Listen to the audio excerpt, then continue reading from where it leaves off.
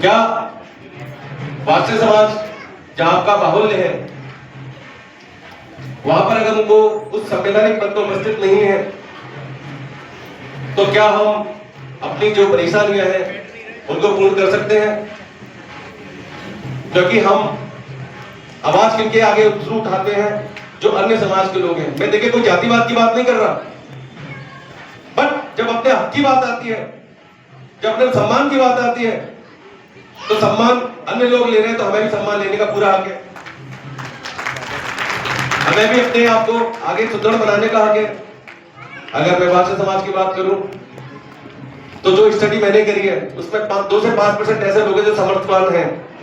Rest of 95 से 98% ऐसे लोग हैं जो निम्न वर्ग से आते हैं, बस शर्म की वजह से वो किसी को बता नहीं पाते कि भाई मैं परेशान हूं।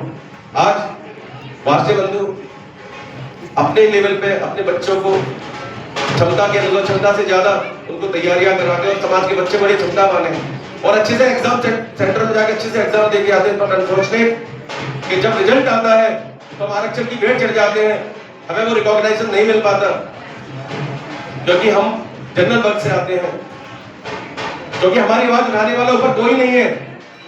लोग कहते हैं कि समाज राजनीतिक में नहीं जाना है क्योंकि राजनीतिक में तो क्राइम जो आपराधिक तत्व के लोग हैं वो आते हैं। मैं आप सभी को बताना चाहता हूं कि सर्वे ऑफ इंडिया का जो एक रिपोर्ट आई है उसमें से 6 से 7% लोग ऐसे हैं जो आपराधिक वर्ग से आते हैं। रेस्ट ऑफ ऐसे नहीं है।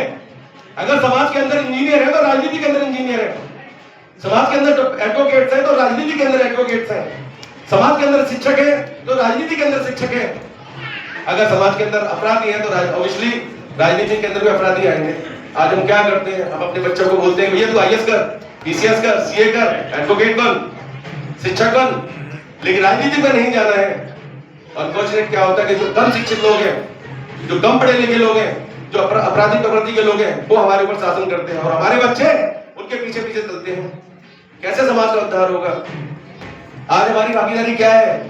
अगर हम अपनी बात करें, हम उस प्रभु श्री कृष्ण से जुड़े हुए जिसको पूरा ब्रह्मांड पूजता है, लेकिन हमारा दुर्भाग्य कि हम अपनी पहचान एक सीमित दायरे में तो बना चुके हैं, उसके बाहर नहीं है। तो कहने का मेरा मतलब है कि हमें अपने आप को आगे लाना है, अपनी क्षमता को आगे दिखाना है और हमें दिखाना है कि हम भी एकजुट हैं। जिसका हमारे सामने सीधा सीधा एग्जाम्पल है, अभी यूपी में निकाय चुनाव हुए थे, महासभा ने जोरदारी से अपने बंधु को सपोर्ट किया और उसका रिजल्ट हमारे सामने है। तो ये हमारी एकता की शक्ति है कि हम तो चाहे तो कुछ भी कर सकते हैं। आज हमने अपने संगठन को और विस्तार कर रहे हैं, विस्तार करते करते काफी हमने आगे बढ़ा भी दिया है और उसी विस्तार में हम साउथ दिल्ली वार्षिक समाज के मुख्य संरक्षक श्री गिरीश भारती जी को हम साउथ दिल्ली का प्रभारी नियुक्त कर रहे हैं। मैं श्री गिरीश जी से अनुरोध करूंगा कि कृपया मंच पे आए और मैं उम्मीद ये भी करूंगा कि श्री गिरीश जी जिस प्रकार से समाज के लिए उन्होंने तन मन धन से कार्य किया है, वो समाज के लिए भी निस्वार्थ रूप से कार्य करेंगे और अपने उनके नेतृत्व में उम्मीद करता हूं कि हम संगठन को और आगे लेके जाएंगे। धन्यवाद।